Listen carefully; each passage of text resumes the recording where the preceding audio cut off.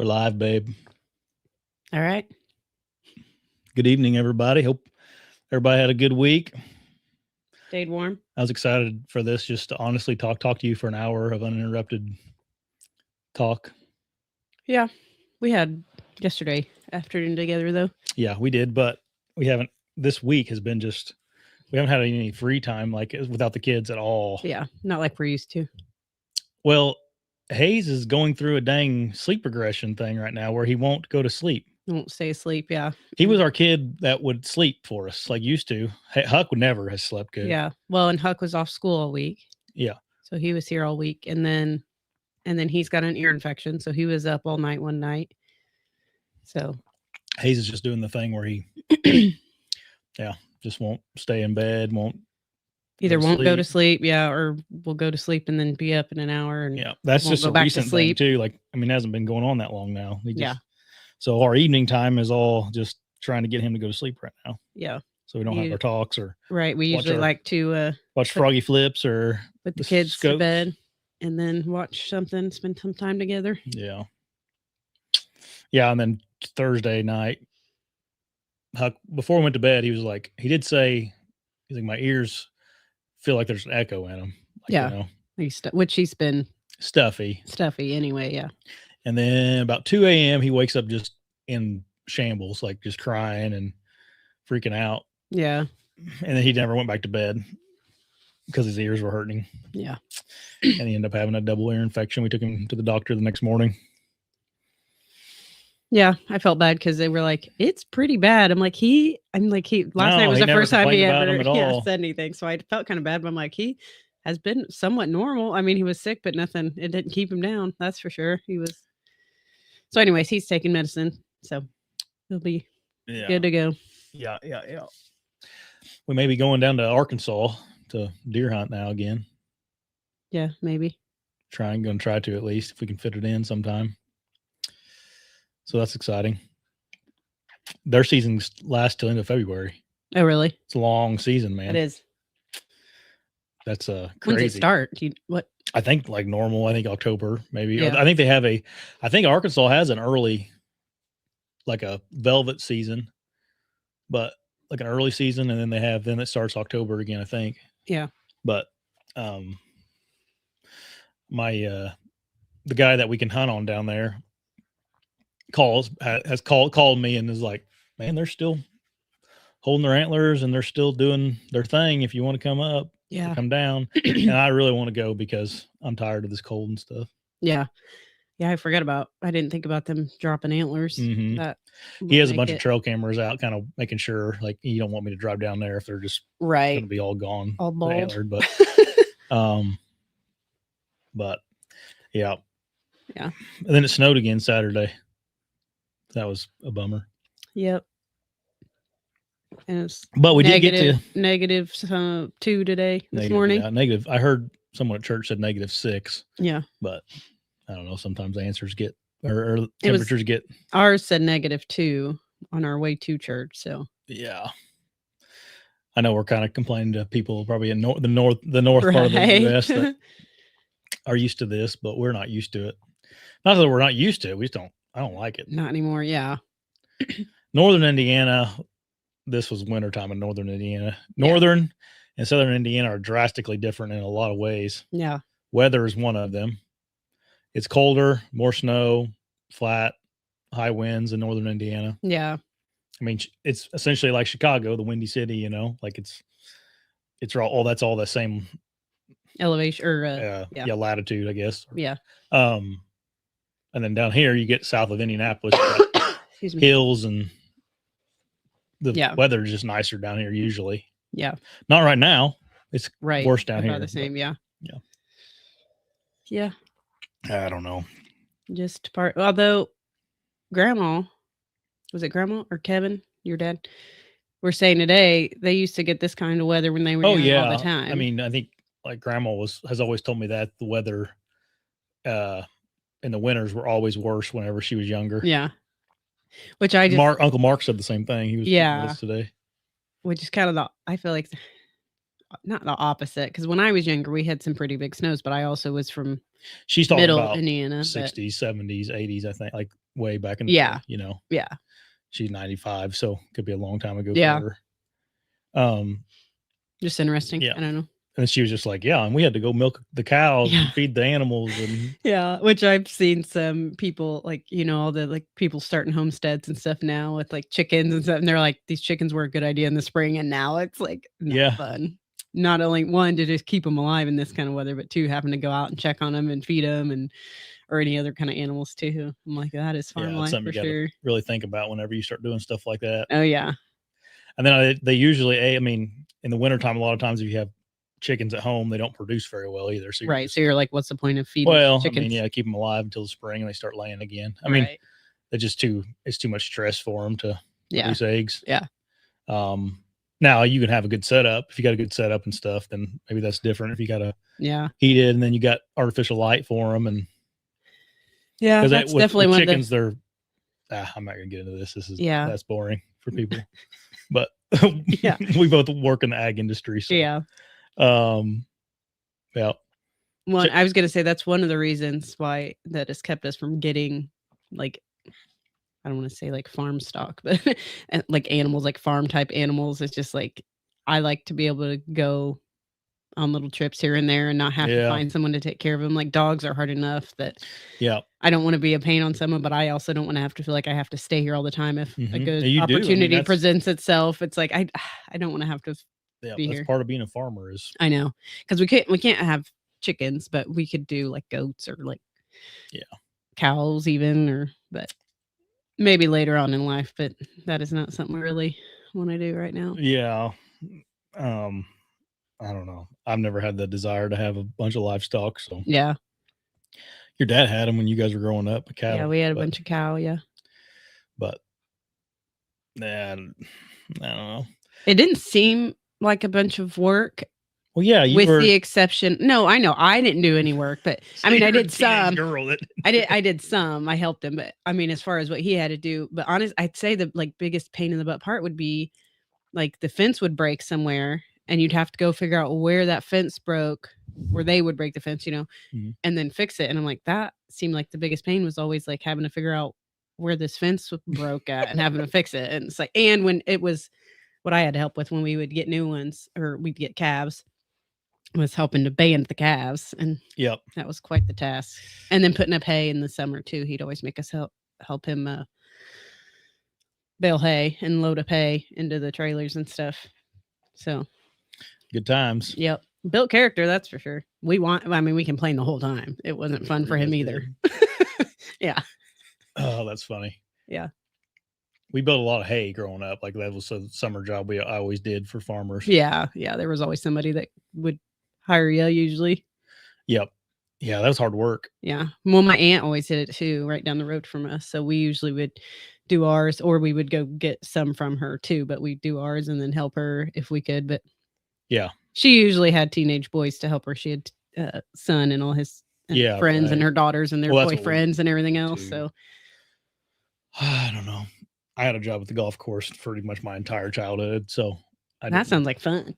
Yeah, it was a good gig. I love working at the golf course. I mean, I think I started at 12 is when I got my job there.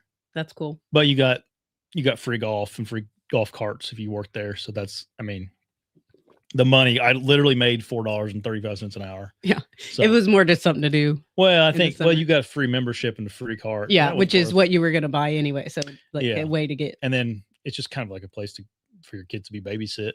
Really, it is. I mean, the Hickory Hills where we live at here, it's like back in the day, I don't know, golf has changed a lot since when I was a kid. I mean, it got super uber popular over COVID again, and it's kind of a mess at every golf course now. But back then, it was just like there was like 10 of us buddies that just hung out there and played golf and would play around. And then we all had jobs where you didn't work every night, but we were all out there every night. So whoever was working, you had to sweep. Of course, you brought carts up and down as people came in, charged them and stuff. And then you'd have to mop the entire pro shop, sweep the pro shop, take the trashes out.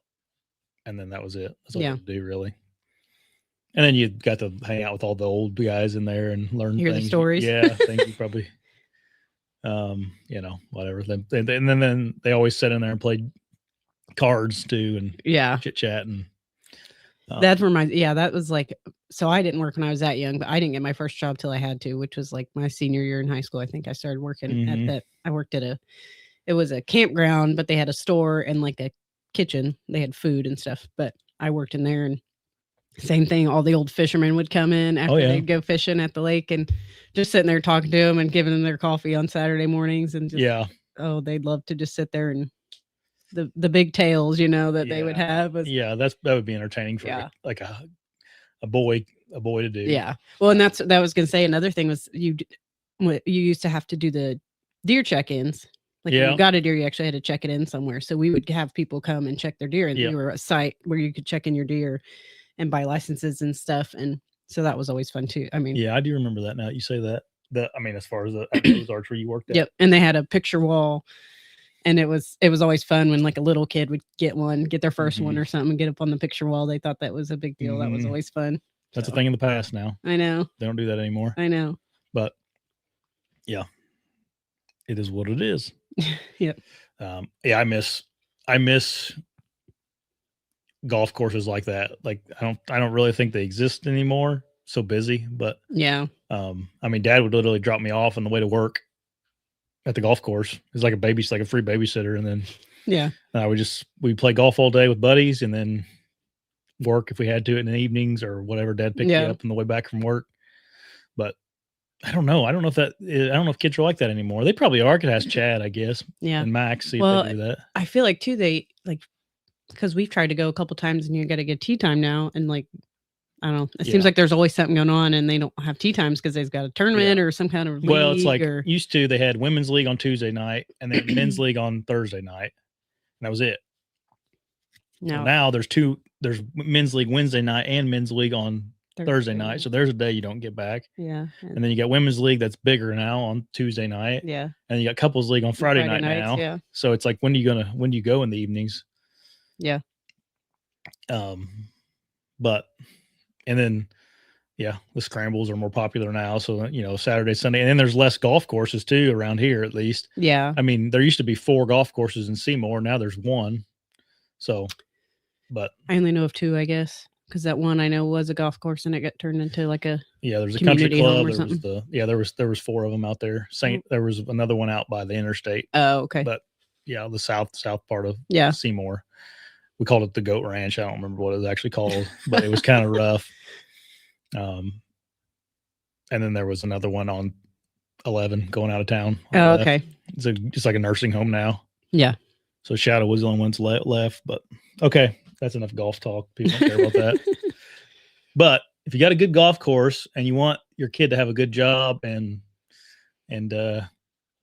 learn some good habits, I think that's a good spot for him to hang out at. Hawke has mentioned wanting to get more into golf this year. He's done some, what was that?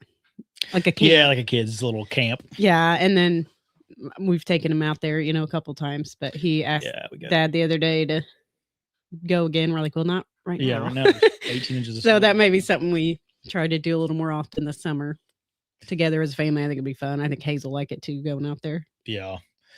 I enjoy it out there just to be outside even. I do too. It's good exercise too. If you carry your bag and walk or whatever, you're walking a few miles every time you do it. Yeah. But it's a lot easier to ride a cart, especially with Hayes. Yeah. And Hawke's not going to want to walk either. He's going to. If you get him a push cart, maybe. Yeah, we can just make him. Just make him walk. Yeah. He's also like almost grown out of his clubs because he's grown like a foot in the last year. He has grown a lot. But he keeps growing. Today, I'm like, I don't know about those pants. I know. I'm like, I just went through your drawer. I'm like, either I missed those or you've grown more. So we ordered you a new bow. We didn't tell. I don't know if I've mentioned that on this podcast. Oh yeah, I forgot about it. Honestly. Well, it's not going to be here till April. So okay. You might as well just forget about it again until it comes. Yeah. I will forget about it again until it comes. Probably. You got a Matthews lift short draw, I think is what it's called. Okay. And she picked out all the accessories and the colors, and it's the first time you really did that. Yeah. You built your own. There's a reason for that. It's a lot of options, isn't it? It is. It's too many options. It's overbearing for you. Yes. Yeah, it's a lot easier to just go to the pro shops and you had me pick out all my stuff for my prime. No, my traditional bow, my longbow. The woods, all the different woods and stuff, which was cool. But again, I was like, I don't know. I'm like, I like this, like the colors. I don't know what the kind of wood is best, or whatever. So I had him kind of guide me on that. But yeah, traditional bows can be hard to pick out. I usually just trust the bowyer to like this is what I like. You make it look like you think it'll look good. Well, you don't think there'd be a whole lot to it, which there doesn't have to be, I don't think, but there can be. I mean, you can do whatever you want with them. Different types of wood, different, whatever laminates, all kinds of stuff. You can get them customized. Yeah. It is I love just even way before I even got into traditional archery, when Josh was just starting to get into it. I love just looking at all of them. They're beautiful. Like some of those bows are so beautiful. Just works of art for people. Yes, they are. So I'm like, I can spend time looking at them, even if I know nothing about them. Like just looking at all the different woods and things. It's how people put them together and the schemes and the patterns and even the arrows. People that paint their own arrows. That's all another like work of art too. That's always pretty. I always like looking at all that stuff. There was just this weekend. If anybody ever gets a chance, there's what's called traditional archery rendezvous. There was one up in Kalamazoo this weekend. That's really good. It's an expo, I guess. But if you ever want to like see what we're talking about, if you go to one of them things, all the bowyers are there and they got all their bows, and you can see. I mean, they're craftsmen, is what they are. Oh yeah, they're artists. If you're wanting to start with traditional archery too, that's a great place to go to try out. Yeah. They'll let you try out. Yeah, you can actually. There's like a shooting range. You can try them out. So if you're not sure anything about them, you can go and talk to somebody there, but then you can try and shooting all the different ones and kind of see what feels good. And yeah, I wouldn't probably suggest buying a custom made bow, your first bow, because no, but you'd be able to. Yeah, you'd be able to shoot them and figure out your length and figure out if you want recurve or a longbow. Yeah, that's true. That's true. All that kind of stuff. I'm not saying necessarily fancy woods versus that, but just even. And then once you know all that, then you can look for either a used one or a cheaper whatever. But at least to figure out kind of what you like, you could go to those. Best thing to do is just buy you one of them Amazon bows starting off and make sure you're going to even want to do it. Yeah. Because they are expensive. I will say that. Like a custom made traditional bow, a cheap one's $800. Yeah. And then, you go up from there. Yeah. And if you get a 3-piece takedown, you're $1,200 is the minimum pretty much now. Yeah. I think like a Black Widow basic bow is around that now. Yeah. So they're not really, if you're going to buy a custom made one, it's going to be as expensive as a compound bow. Yeah. But that being said, it's not something, it's some of them are CNC, like Black Widows are CNC'd. What's that mean? There's a machine that makes the risers. Oh, okay. They're not handmade, but lots and lots of bowyers still. Most of them, majority of them still hand make them. Hand make them with saws and sandpaper essentially. That's cool. So there is a lot more. It's not a piece of metal that's CNC'd and a robot does it all. It is hand. It's something someone made with their own hands. I got a new one a while back ago that is a really good value. It's a Legends longbows is what it's called. He makes ALS style longbows, and they're way more affordable. He's a new company. He's been making bows for a long time, but or for a while now. But I think they're $600 or $700, and that's if you want a custom one, that's a good Legends longbow. That's a good guy to go and get you one if you don't want to spend twice that pretty easily. Yeah. But he just makes one certain type. You can't get a recurve from him yet or anything, but it shoots really good.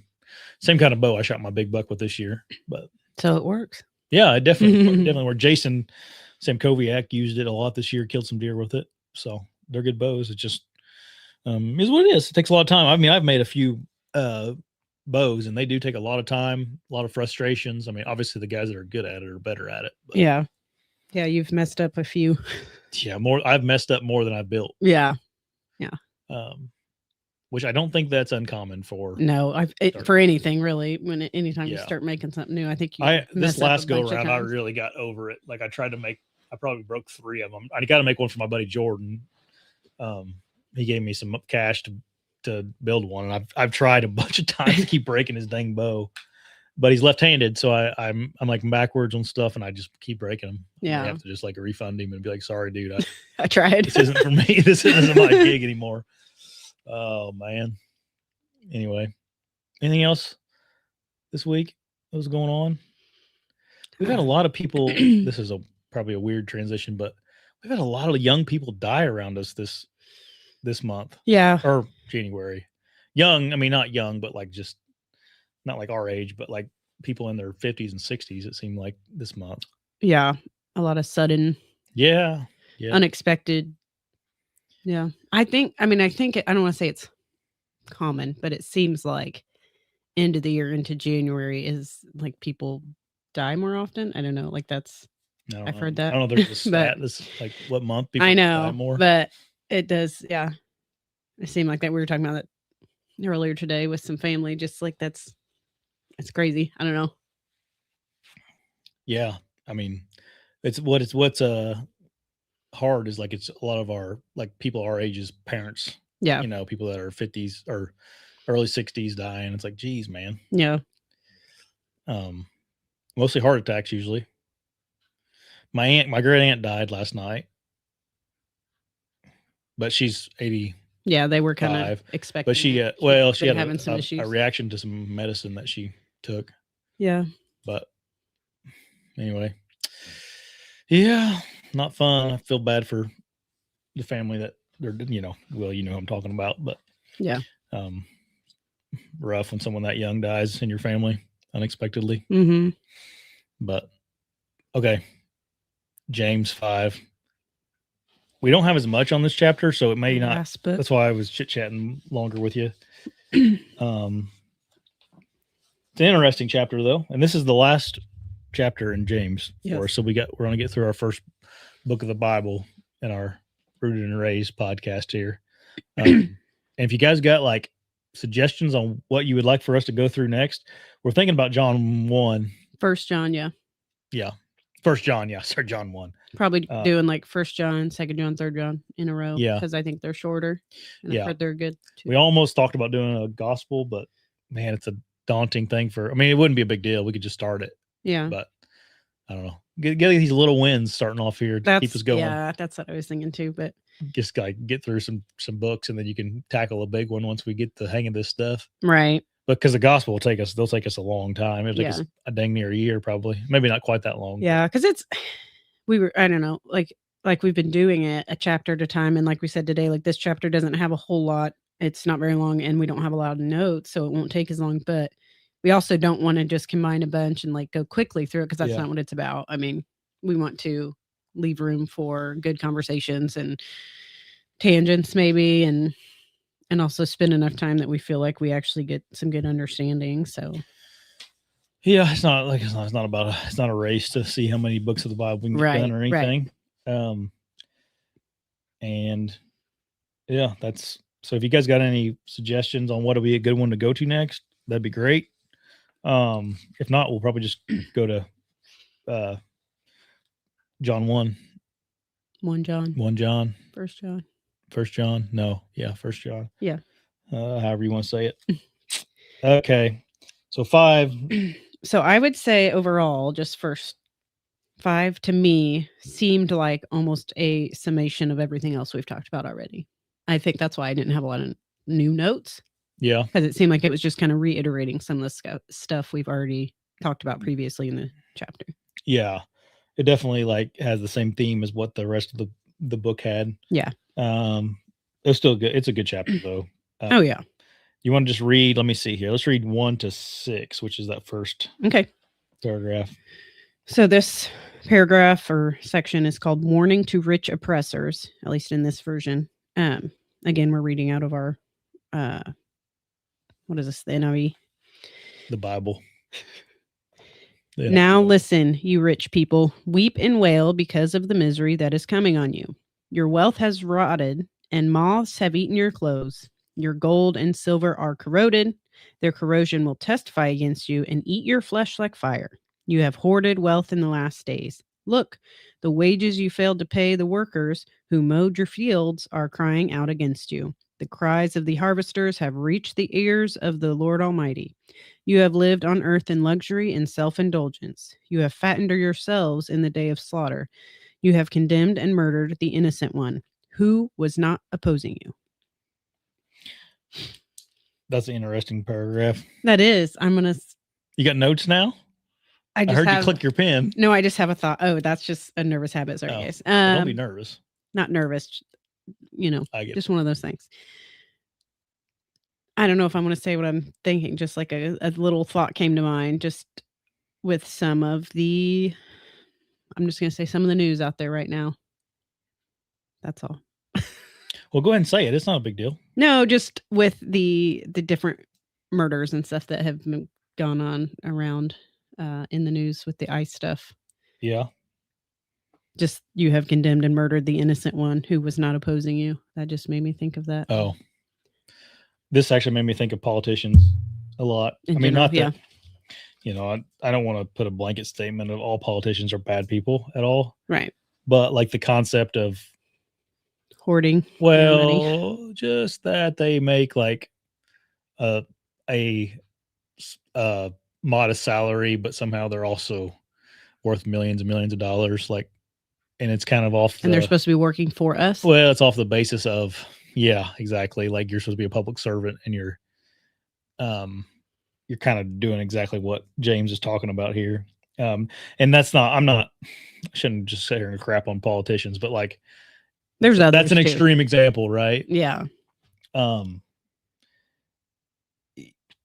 what got my attention there was the wages you failed to pay the workers who mowed your fields and cry out again and now are crying out against you. It's like kind of what's going on in our society right now with politics. Like all these politicians are economy and everything. It seems like everybody's fed up with them. I mean, to the max degree. And I think, I don't know.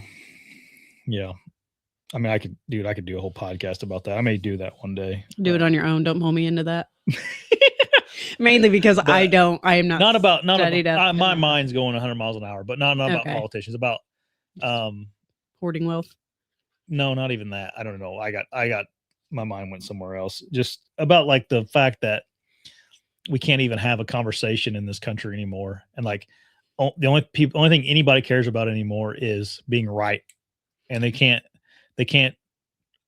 have a civil conversation with hardly anybody. Me and my buddy Zank were talking about this the other day. He has a certain, person that it's not I don't call it a friend or anything, but somebody he interacts with a lot on a day-to-day basis. And he's like, I need to go talk to him about something, but I'm just dreading it because I know I'm going to get a lecture about politics. And I'm like, he's like, I'm just like, forget it. I don't want to talk to him. And that's not even what the question's about. Or the well, yeah, he's like, it's just like more than likely going to come up. Yeah. And people just can't even like have a logical, like they can't even hear a separate argument or look at things in a different way. And in all reality, it's just some dog and pony show anyway, that they're just pulling your strings on either side of whatever aisle you want to put yourself on.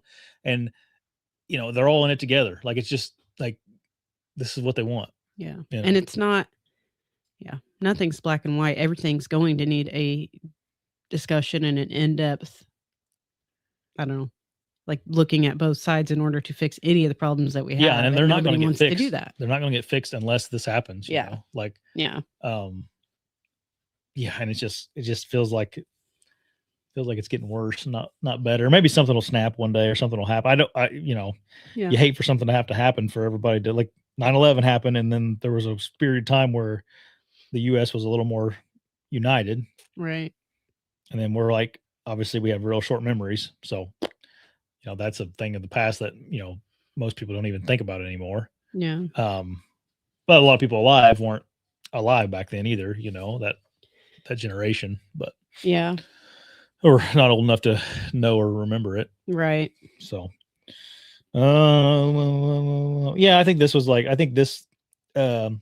rich and, the rich oppressors. I think that's something that a lot of people may read that and think like, oh, that doesn't apply to me.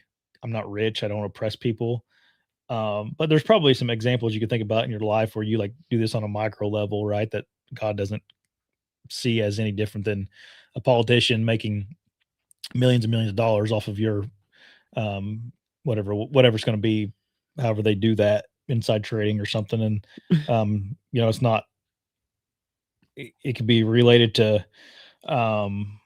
maybe you I don't know, doing something at work that maybe is not respectable, or you're I don't know, just you could relate it to yourself pretty easily if you think about it. Well, and I think that you have lived on earth in luxury and indulgence. I think also that word luxury,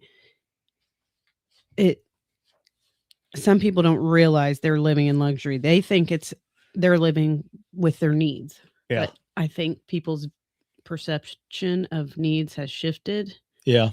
Because we have gotten comfortable. We've gotten used to being comfortable, that like you don't need a new car every 3 years. You don't need the newest version of your phone that comes out. And it's and I think even that though, like you could be that way, but if you're not using your means or your time to further God's kingdom, like I don't, like it's a waste kind of thing, Yeah. Well, and that's what I meant in the self-indulgence. I mean, if you do it as a self-indulgence, because yeah. Yeah, I don't know. Money's weird. I mean, money's very, in the Bible, it's really thought of as evil, Yeah. So it's just how you use it and what you do with it. I don't know what the money's hard. That's a hard one, Yeah. Because you do need it to get by. Yeah. In this day and age, you do. Yeah. And give yourself the opportunities you need to be a productive citizen. Yeah. And money is in one way a measurement of how productive you are as a citizen, and how productive you are as a Christian, even like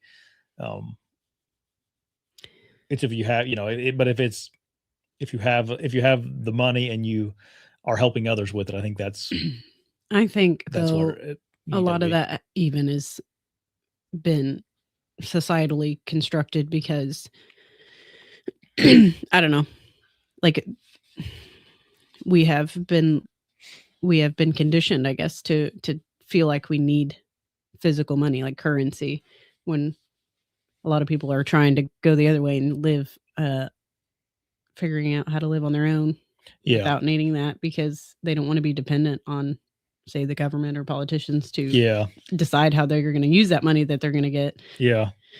Well, something else to bring it back to Christianity a little bit even deeper, something else that people get really sensitive about is like how much you're giving to the church.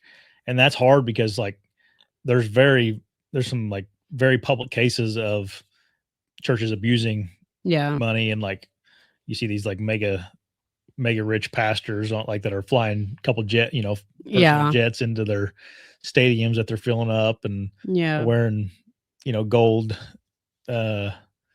whatever jewelry. And well, again, it goes back to they're supposed to be public servants, and they're I mean, I don't know if they're call pastors a public servant, I guess. Well, they're supposed to be servants of God. Of God, sorry. Yes.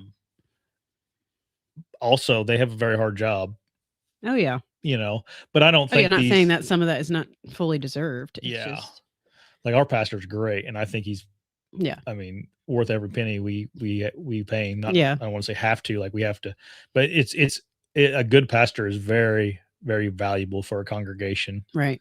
And whenever a lot of them get not abused, that's the wrong word, but like they get burnt out because it's so much work. Yeah. Especially if you have a fairly if they don't have the right resources and support. Yeah. I mean, our pastor has a ton of people he has to go visit, nursing homes, constantly have people in the hospital that you're having to go visit.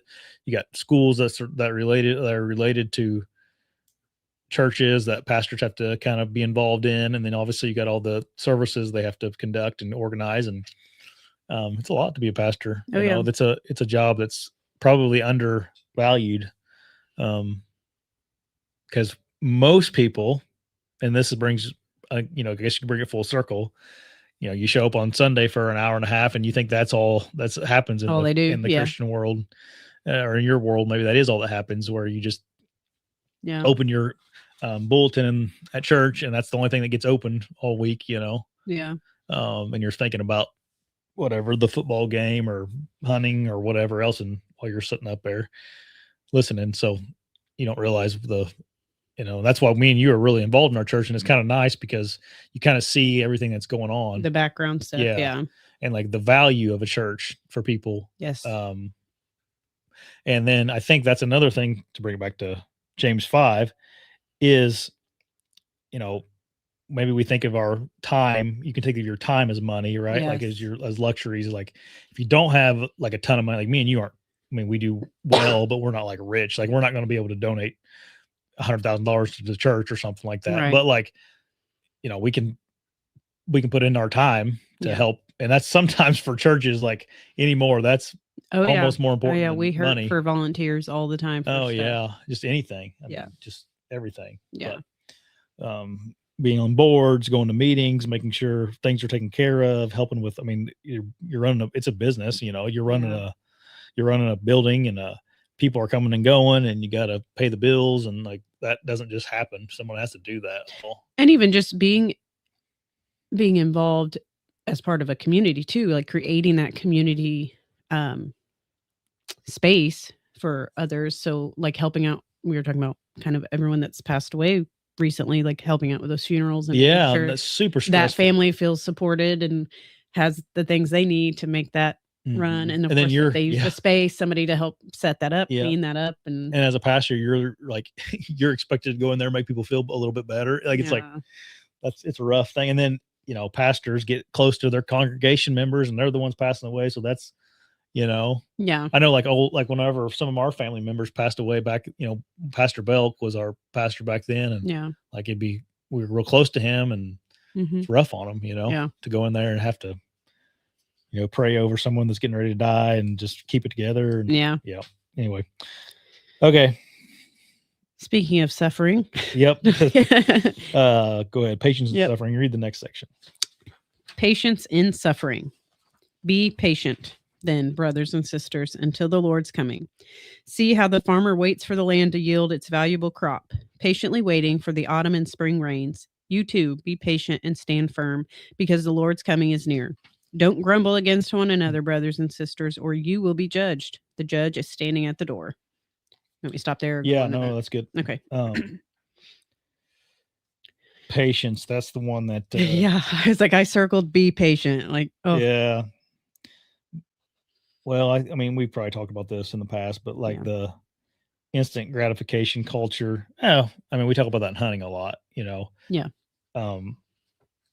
It's tough because, nothing is in our time. It's all in God's time, right? And things are slow moving sometimes for a reason, Yeah. I think I go back and forth too with, just for me, everything almost relates to motherhood, or I can relate it to that. But remembering or reminding myself to be patient as I'm teaching my boys to be patient, because I need to be patient with them, but also, you know what I mean? So I need to show them patience when they need it, so that then they can learn patience. Like, and that can be hard when you have a 2-year-old and a 6-year-old. That sometimes aren't maybe going as fast, but it's one of those things. They help us remember that, like, it's okay to slow down. Sometimes you don't need to be rushing all the time. Like, it's okay to slow down. Josh struggles with that a little bit. Oh yeah. He wants to rush. And like, sometimes that's needed. And other times it's like, it's okay. When it's really needing is in the pickup line at school. Yes. If you're going to tell me, like, think of one time today you're going to get frustrated with Hug, I'm like, pick up line at school. He's going to poke around. It's going to take him 5 minutes to get into the truck, and there's going to be a line of cars behind us waiting on us. It's like, that's his memo. Yeah. To the point where the teacher will be like, Huck, go. It's like he's asked to, whatever he has to do. He just poke you sometimes. But so, anyways, patience is definitely one that I'm always working on. Everyone with patience with other people, patience with myself. Yeah. It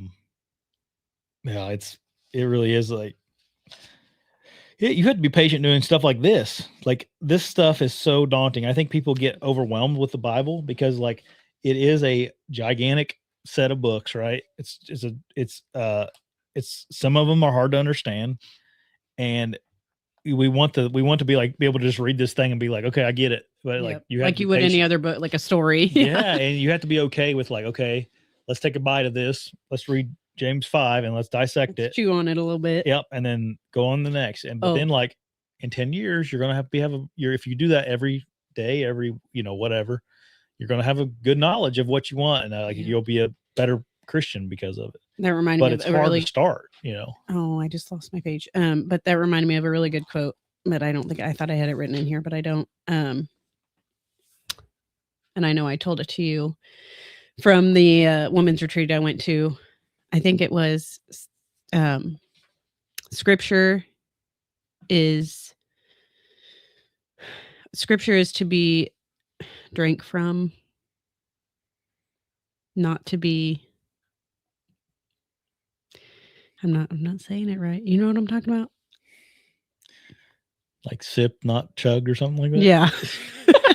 I forget. But, and then also another visual was like think of a cow chewing on cud. It's to be chewed on slowly and ingested slowly because, and also that includes like this, like that you're supposed to have discussions about the word. You're supposed to have questions and question other people, and there's not necessarily going to be a right answer. It's just for the sake of the discussion, to help you understand the words better. So that made me feel better because like you said, before I would see this as a book of rules. Yeah. And I was like, like, do I really want to sit in there and read all of these rules that I'm probably not following perfectly? Like, I know I'm not following, you know what I mean? It's not that. I mean, it is that, but it's not that. You know what I mean? It's not. Yeah. So it's a very small part of it. I can see where, it can sound and seem overwhelming or like a daunting task, which that's what we're talking about to start with, about what book we want to get into next. Like, do we want to do a nice, short, concise one, or do we want to get into one that's longer that we know is going to take a while to get through? But but either way, I think another thing is me and you recently have been through all the Gospels, so it's like go through something different. Yeah, exactly. All right, keep reading because we're we're moving along here. Brothers and sisters, as an example of patience in the face of suffering, take the prophets who spoke in the name of the Lord. As you know, we count as blessed those who have persevered. You have heard of Job's perseverance and have seen what the Lord finally brought about. The Lord is full of compassion and mercy. Above all, my brothers and sisters, do not swear, not by heaven or by earth or by anything else. All you need to say is a simple yes or no. Otherwise, you will be condemned.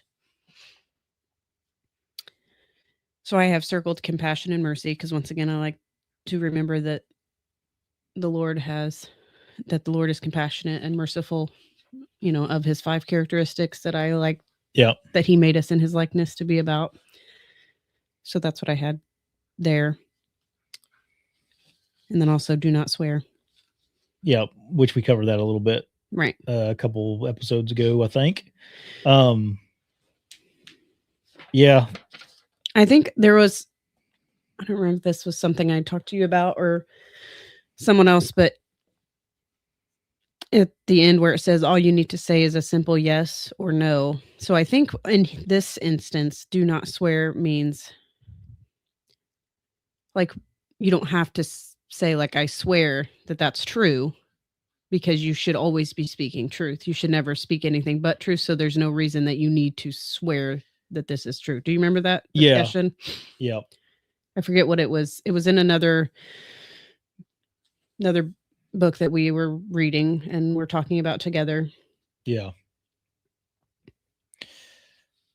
Oh yeah. Exaggeration. That's like a culture thing too, just to, everybody exaggerates almost to just a jokingly manner, just like a, I don't know, whatever you want to say. Storytellers, I guess. Yeah. Especially in the hunting world, Oh, yeah. But I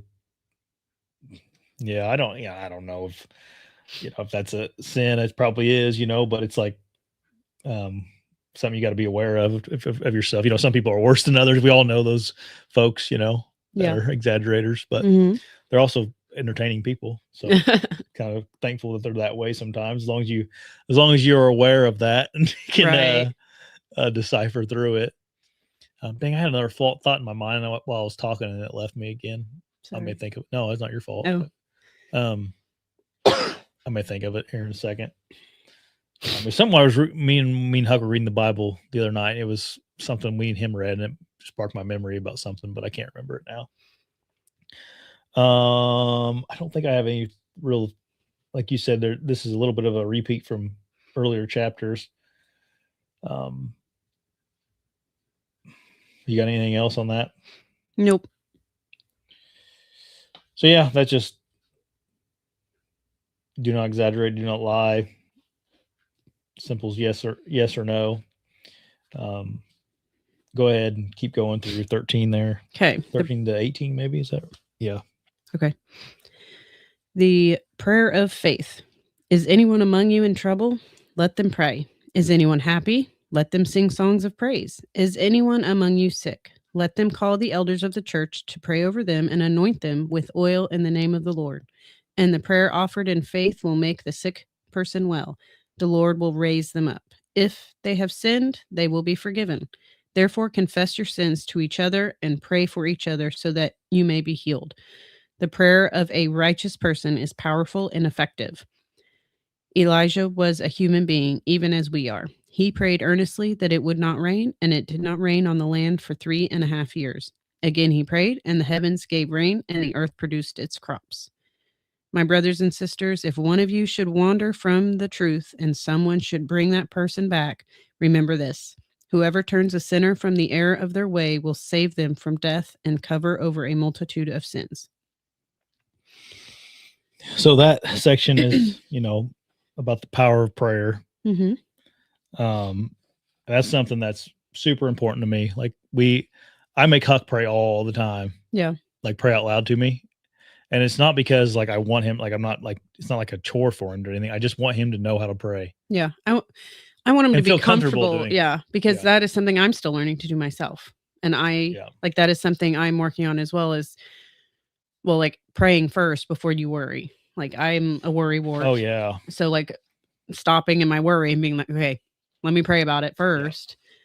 Yeah. And worrying is kind of a condition of not being patient with God's word too. Right. Oh yeah. Because we're always worried like about tomorrow, right? Mm-hmm. Or worried about, and we're not even promised tomorrow, so why worry about it? Well, but it's also like, no matter what happens, is what God's plan is. Exactly.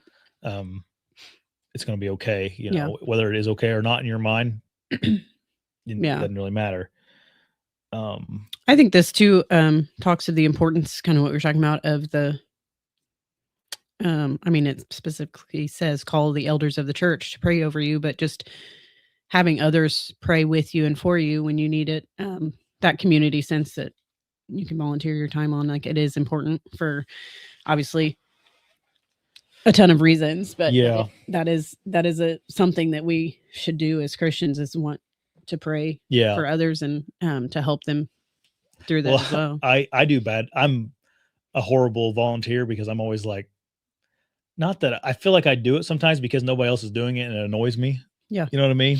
Like, I don't know, just sometimes it's like once you in this is a horrible attitude and this is something I got to work on, but like once you start volunteering sometimes for something, like people just assume you're going to do all of it. Like, they'll do it, like they'll do the breakfast, they'll go to the meetings, they'll just take care of it. It's like, so you open a kind of a can of worms when you start volunteering for things, but that's okay. Like you're not doing it to, you're not doing it because nobody else will. You're doing it because you want to, Yeah. And that's tough sometimes to like get your head like in the right mindset of why you're doing something for the church. Yeah. And go ahead. I think finding some balance in that is good, and that volunteering your time for the things that you are passionate about and will kind of feel some of that like return in to help you want to do that again. So mine is definitely the Bible school every year that week. Like, I love volunteering for it. It is stressful. I get stressed because I'm also still like working and everything and trying to get it all done, but I love it. Like come time of the actual week, and we do it. I love it. I love having the kids come see them. I said it's a great week where they can come and be silly in the church, and it makes them feel more comfortable in the church and with pastor and with other, meeting other kids that, were there and stuff like that. So I love it. But like you said, I do have to always get my mindset the right way, that when I start either stressing about it or be like, no, there's a reason I'm doing this because it's important. Yeah. So, and I'm not talking about Bible school at all here, because you guys do a great job on that. But I think one thing as church volunteers, whenever you're doing stuff like that, one thing you got to remember is like, it is not about what you want or what you think is going to be fun or what the community is going to want. It's I need to have a purpose of spreading God's word or spreading the gospel, And I think sometimes we do these things at church, not talking about our congregation at all, but like, it just, people have church events and it's like, okay, where's Jesus, where's he fit in here? You got to then keep that in the back of your mind all the time, or not in the back, in the front of your mind. Like, we're not here to, whatever, talk about sunshine and rainbows and make everybody like, whatever. It's like, you got to figure out a way to spread the gospel when you bring in new people to the church. Now I think that's important. Yeah. I know that's always something we talk about, come like Halloween time, because we always do a Halloween thing, and trying to I know we've done things where we pass out essentially invites, like, hey, it was great to see you here. Here are our service times if you want to come to church. Like, like just letting them know, like, hey, we are a church that have services. Like, but I also think it's good anyways just to have something like that for people to go to that keeps them from doing other things, that could be worse. Yeah. Okay. My thought I had earlier came back to me. Okay. About prayer. We get back to prayer because this is what this section's about. Okay. Do you ever pray for the sins you don't know you committed? Yes. That's good. Probably not in a very like fleshed out great way, but I know I have for sure. Yeah. And I will be like in some I don't even know that I've That's done. Something I forget about, frequently, I guess. And I want to talk to Hawke about that. I've been meaning to talk to Hawke about that one night when we're praying. Like, let's pray for things we don't know we did wrong, Yeah. And just the I usually pray for that, but then I also pray for the guidance going forward and like how to do better with that, or just like guidance to be a better Christian, be a better mother, be a better wife, whatever it is I'm feeling that day. Yeah. Yeah. We don't pray enough as a society. I don't think, like, I don't know.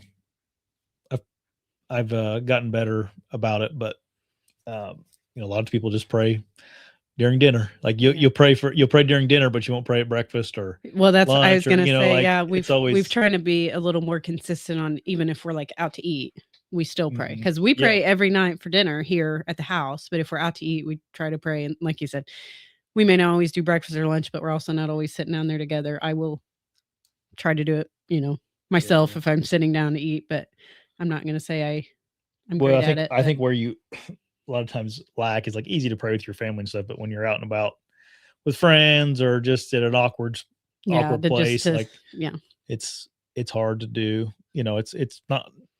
I mean, it's easier now than it ever has been for me, but it's it can be uncomfortable for people. But it's also, I think most people, it's probably a internal issue. Exactly. I don't think anybody really a self-conscious kind of thing, not a And I think praying at dinner, like when you're out to eat, is a very good way of like representing Jesus without being pushy on people, Right. I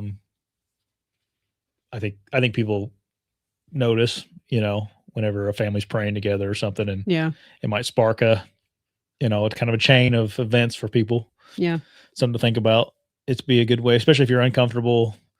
Now you need to get comfortable doing this, but if you're uncomfortable talking about or talking about the gospel to people or something, that's maybe a small step you can take, is like, I'm going to start praying at restaurants so people can witness Jesus there, Yeah. Hawke is a stickler. He likes to make sure that we pray before meals. Hayes is getting there too. He has reminded us a couple times, pray. Yeah. We'll hold his hands. We're like, you're right. Yep, we will pray. So that's good though. That makes me feel good that we're doing something right. So yeah. Yep. Huck does not like praying. He likes to say the common table prayer that he knows. Yeah. But we make him pray for something, like pray, like make his own prayer up. Yeah. I think he kind of has that anxiety. That you and I both have. So just like anxiety about speaking out. Cause that's one of the reasons I struggle with like praying out loud is just having that kind of public speaking fear. And yeah, I think he definitely has that. But I told him the other night, I'm like, just talk to God. I said, you can't do it wrong. Like, just, the only thing we do, tell him, like, try to include in there to bless the food that we're about to eat and add some other things. But I said, as long as you have that, that's all we ask that you add in there. But I said, you can't, there is no right or wrong. There is no wrong. So just do your best. So I think that helps. Yep.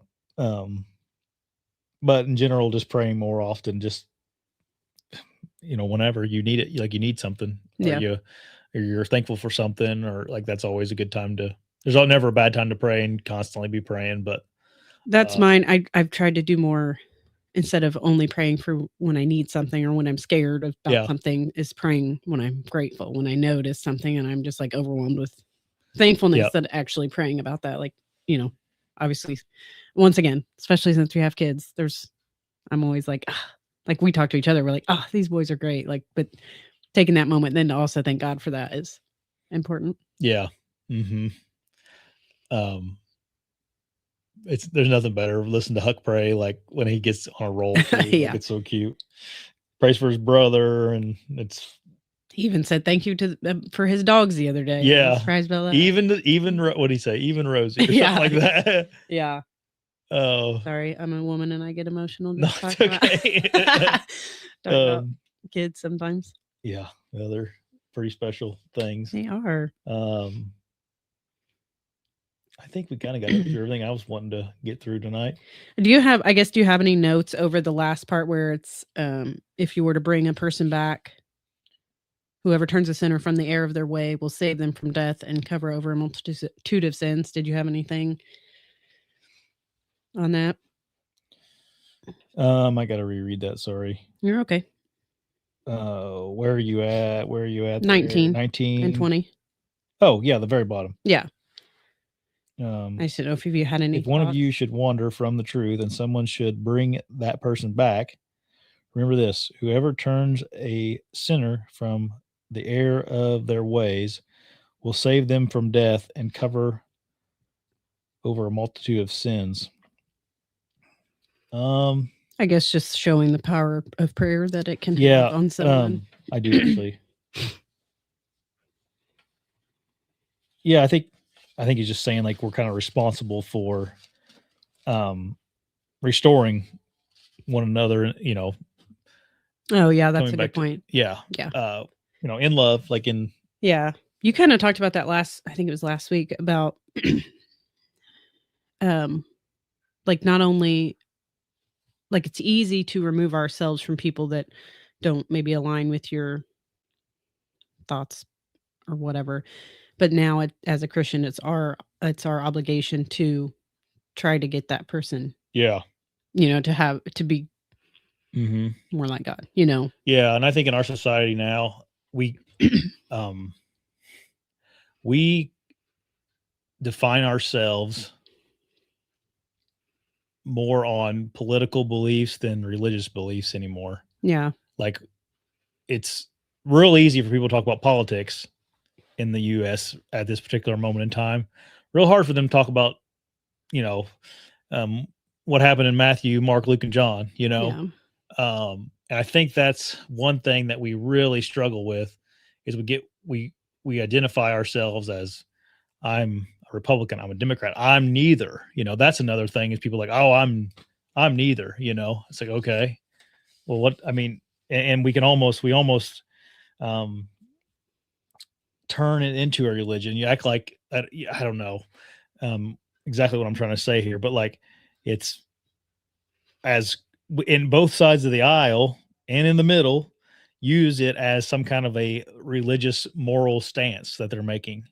It's like, okay, I get it. you're a Republican, you think this. I think, I'm a Republican because of what's said in the Bible. Oh no, I'm a Democrat because of what's said in the Bible, or I'm in the middle because that's what it's about. And it's like, okay, no, it's what it's about is this. Why are we putting, I don't know. It just annoys me to no ends.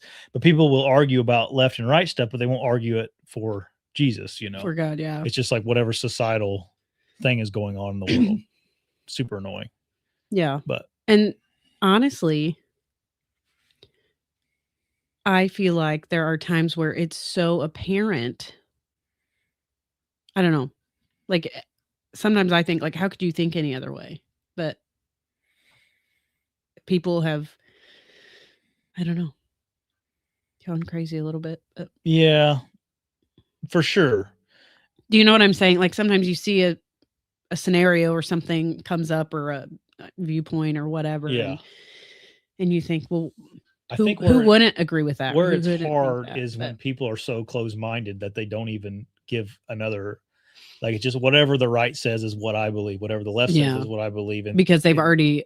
Yeah, and it's real hard to get through. It's really hard to have a conversation with those people. I think you should still try. Yeah. But you're almost sorry, I keep hearing Dad's dogs barking. But whatever is the opposite, whatever your side is against,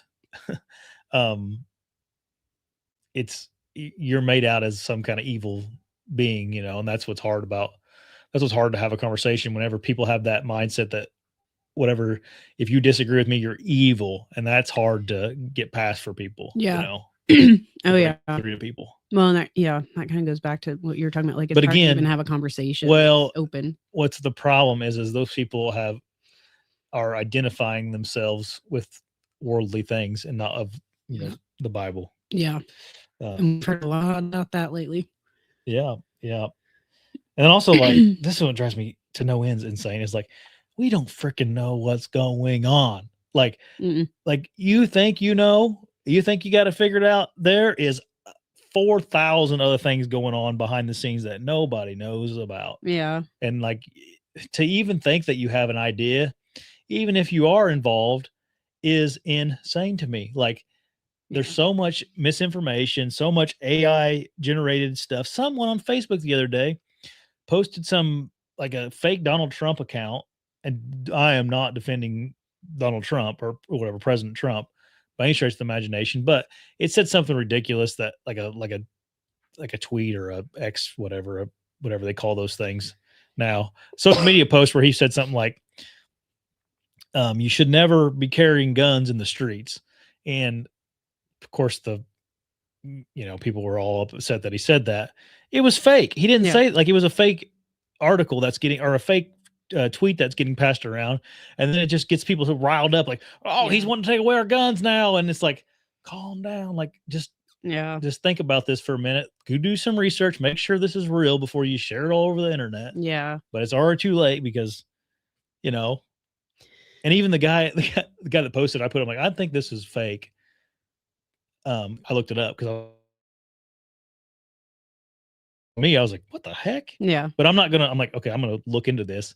And I was like a real quick search. You could tell like it's fake. Like it says like, no, this is a fake social media post that's going around the internet. And then I said, oh, hey, this is a fake thing. He goes, well, it seems like something he'd say. And I'm like, okay. Yeah. I still feel like you should take this down, dude. Like, I didn't say that to him, but I'm like, I get it.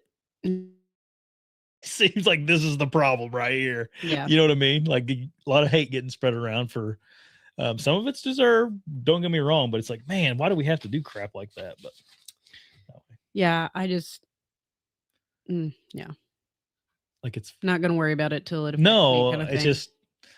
I just felt like I need to say something like this is a blatant right. Like, and I was respectful, but I just was like, hey man, I think this is fake. Like, I think this was a made up, someone did this as propaganda or whatever.